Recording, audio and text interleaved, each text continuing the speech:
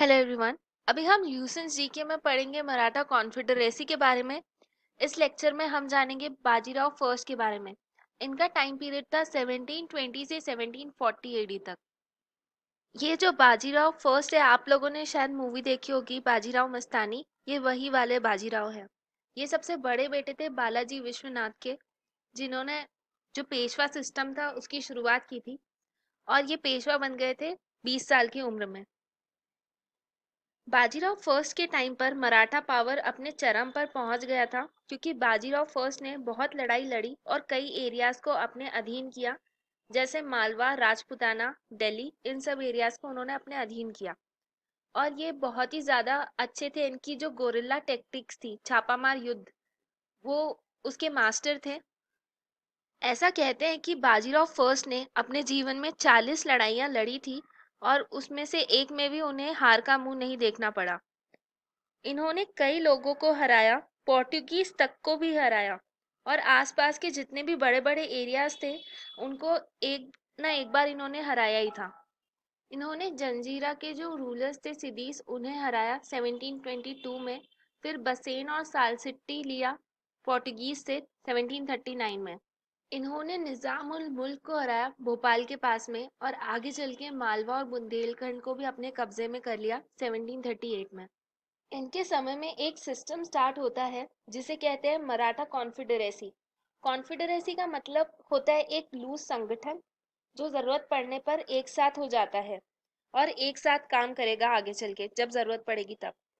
तो इन्होंने जो बड़े बड़े मराठा मुखिया थे उनको एक एक एरिया दे दिया, क्योंकि अब मराठास का एरिया इतना बढ़ चुका है कि उसे एक जगह से रूल करना, राज करना थोड़ा सा मुश्किल है। तो इन्होंने थोड़ी आगे वाली सोच रखी, और जो बड़ी बड़ी फैमिलीज थी मराठा की उनको एक एक एरिया दे दिया, और वो फैमिलीज वहां जाके बस गई और वहां से राज करने लगी। जैसे गायकवाड़ को बड़ौदा वाला एरिया दे दिया, भोसले नागपुर पे राज करने लगे, होलकर इंदौर पे, सिंधिया ग्वालियर पे, और पेशवा जो थे वो पूना में थे। और इस टाइम पे जो शिवाजी के वंशज है वो कहाँ पे थे, शाहू थे, वो थे सतारा में।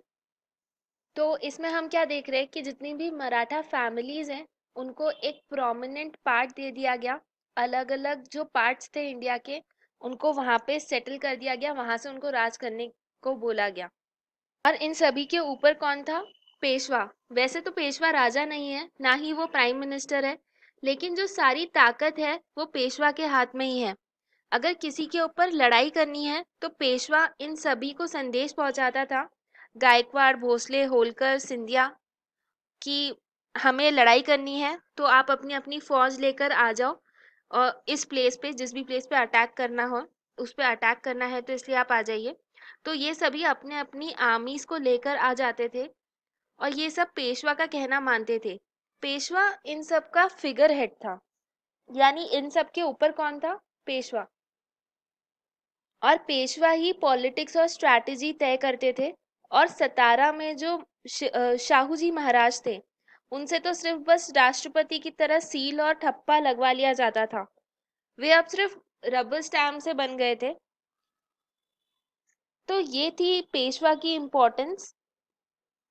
और ये किसने इतनी इम्पोर्टेंट बनाया इस पोस्ट को, बालाजी विश्वनाथ ने और बाजीराव फर्स्ट ने। इन्होंने इतनी लड़ाइयाँ लड़ी और जीती कि अब जो मराठास थे वो सुप्रीम पावर थे इंडिया के, और जो मुगल एम्पायर था वो अब वीक पड़ गया था। Thank you.